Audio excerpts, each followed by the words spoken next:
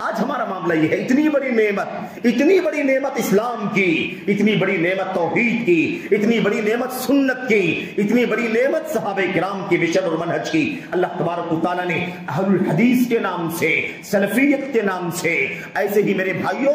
فرقہ ناجیہ کے نام سے، طائفہ منصورہ کے نام سے، اہل السنت کے نام سے، الجماعت کے نام سے، جو کچھ بھی صفاتی نام ہے، ان ناموں سے اللہ تبارک و تعالیٰ نے مجھ کو آپ کو اس نعمت سے نوازا ہے، لیکن اس نعمت کی قدر ہم نہیں کر پا رہے ہیں، اس نعمت کو ہم نہیں جان پا رہے ہیں، اس نعمت کا مقام، اس کا مرتبہ، اس کی عظمت کو نہیں سمجھتے ہیں۔ ذرا اندازہ لگا کر کے دیکھو اور لوگوں کے بارے میں سوچ کر کے دیکھو جو مسلمانوں کے گھرانے میں پیدا ہوئے، عرب کے کسی خطے میں یا عجم کے کسی خطے میں پیدا ہوئے، گھرانہ مسلمانوں کا تھا، باپ دادا مسلمان تھے، لیکن انہیں اللہ تبارک و تعالیٰ نے اسلام کی نعمت تو دی لیکن سنت کی نعمت سے محروم کر دیا۔ مسلمان جو نہیں ہیں ان کی تو بات تو جانے دو، جو کفر میں، شرک میں، الحاد میں، بے دینی میں بھٹکے ہوئے ہیں ان کی تو بات ہی جانے دو، اور شنکر کنکر کے پجاریوں کو، قبروں کے مزاروں کے پجاریوں کو ان کی بات تو جانے دو میرے بھائیوں۔ اسلام سے نسبت رکھنے والے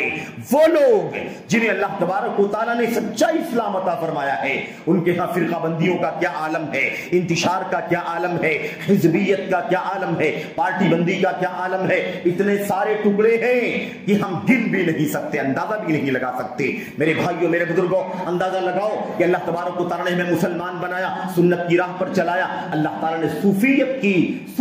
کی راہ سے بچا لیا، ہمیں وحدت الوجود کی گمراہی سے بچایا، حلول کی گمراہی سے بچایا، ہمیں اللہ تبارک و تعالیٰ نے اندھی تقلید سے بچنے کی توفیق عطا فرمائی، تعصب سے بچنے کی توفیق عطا فرمائی، کسی شخصیت امت کے چھوٹے بڑے شخص یا شخصیت کے پیچھے اندھا بن کر کے چلنے سے اللہ تعالیٰ نے بچنے کی توفیق عطا فرمائی۔ اندازہ لگاؤ ان لوگوں کے بارے میں جو خارجیت کی راہ پر چل رہے ہیں، نام اسلام کا، نام اللہ کے دین کا، نام قرآن کا، حدیثوں کا لینے والے، لیکن افسوس انہیں اللہ تبارک و تعالیٰ نے اس سنت کی راہ سے، اہل حدیثیت کی راہ سے محروم کر دیا، بھٹکا دیا ہے۔ میرے بھائیوں، وہ آج خارجیت کی راہ پر چلتے ہیں، جہاد کے نام پر دنگے کرتے ہیں، جہاد کے نام پر فساد مچاتے ہیں، معصوموں کی جان لیتے ہیں، معصوموں کے مال کو تباہ کرتے ہیں، معصوموں کی عزت و آبرو کو پامال کرتے ہیں، وہ بھی اسلام کے نام پر خارجیت، وہ دیکھو اخوانیت کو دنگا فساد کرنے کو دین سمجھ رکھا ہے۔ میرے بھائیوں،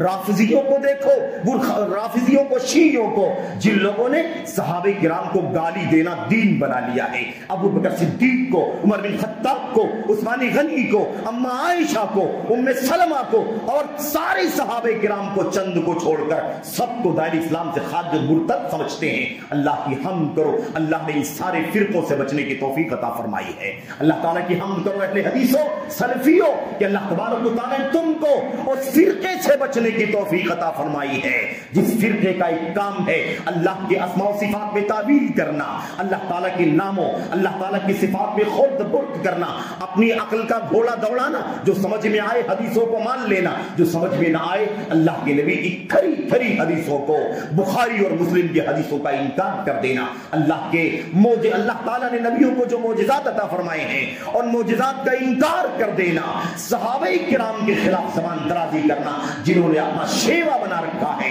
اس فرقے سے اللہ نے آپ کو بچنے کی توفیق عطا فرمائی ہے۔ حمد کرو اللہ تبارک و تعالیٰ کی کہ اللہ تعالیٰ نے آپ کو ان لوگوں سے بھی بچنے کی توفیق عطا فرمائی ہے جنہوں نے اللہ تبارک و تعالیٰ کے دین کو، قرآن کو، سنت کو اپنی عقل کی کسوٹی پر پرکھنا شروع کر دیا، جو کچھ سمجھ میں آیا مان لیا، جو کچھ سمجھ میں نہیں آیا اسے رد کر دیا۔ اللہ تعالیٰ نے یہ اسلام کے نام لیوا فرقے ہیں، اندر کی گمراہیاں ہیں، ہمیں